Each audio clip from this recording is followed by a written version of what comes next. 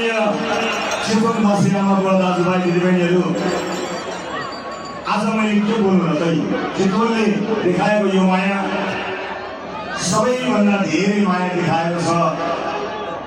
सम्पूर्ण चितवनवासी आमाबुवा दाजुभाइ दिदीबहिनीहरूलाई मेरो सबभन्दा पहिला धेरै धेरै धेरै धेरै धन्यवाद छ। धेरै धन्यवाद चितवन।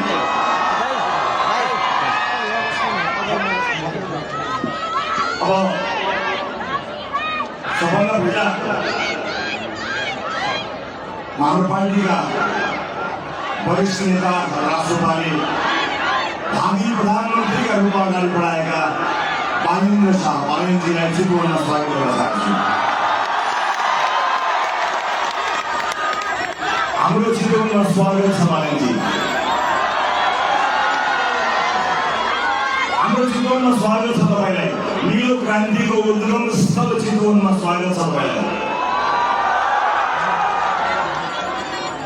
चेपाङ जातिहरूले पहिचान खोज्दै अस्तित्व खोज्दै सङ्घर्ष गरिरहेको भोटे समुदायले माया गरेको विभिन्न थारू समुदायले आशा र भरोसामा हेरिरहेको यो चितवनमा स्वागत छ तपाईँलाई।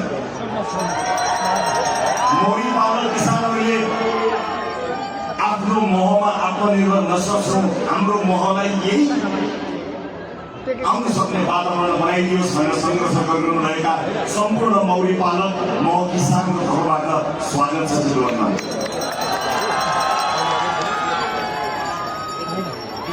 चितवनमा उत्पादन भएको केरालाई कम्तीमा पनि चितवनलाई आत्मनिर्भर बनाऊ। चितवनले उत्पादन गरेको केरा हुँदाहुँदै हामीलाई बाहिरको केरा चाहिँदैन। सम्पूर्ण केरा किसानको तर्फबाट चितवनमा स्वागत छ तपाईँलाई।